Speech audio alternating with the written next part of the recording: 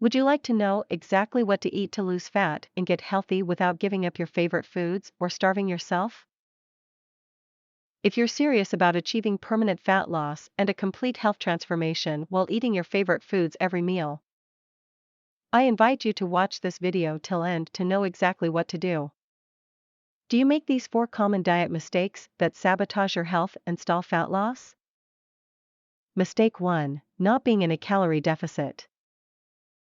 Mistake 2. Severe calorie restriction that gives you the metabolism of a 90-year-old lady.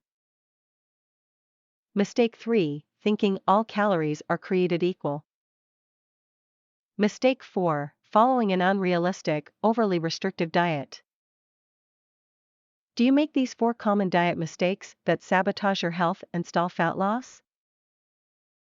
The solution to these diet blunders, a keto meal plan customized to your body, situation, goals, and taste buds. For more information and details, please check the link given in the description of this video.